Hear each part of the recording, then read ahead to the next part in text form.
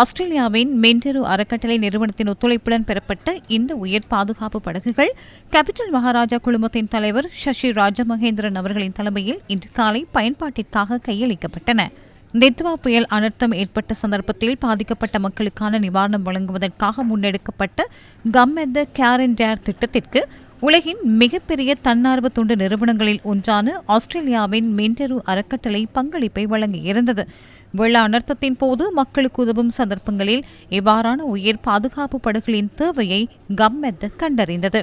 எதிர்காலத்தில் இலங்கை உயர் பாதுகாப்பு சங்கத்தின் மேற்பார்வையின் கீழ் இந்த படகுகள் அனர்த்த நிவாரணப் பணிகளுக்காக பயன்படுத்தப்பட உள்ளன.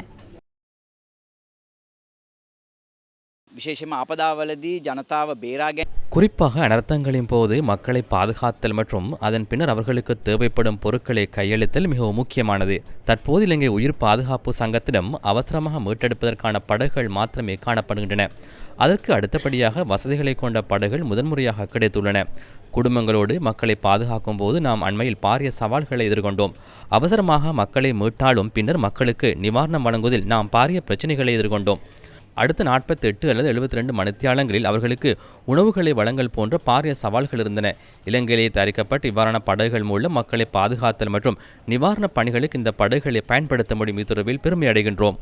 මුදවා ගැනීම ඒ වගේම සහන සැලසීමේ කටයුතු වලට මේක ඉතාමත්ම විශිෂ්ට අවස්ථාවක්. අපි දන්නවා දිත්වා සිලුකුණාටුව සිදු අවස්ථාවේදී අපිට මුහුණ දෙන්න සිදු වුණු විශාලතම අභියෝගය තමයි ජනතාව විසින් අප වෙත ලබා දුන්නේ බඩු බාහිර.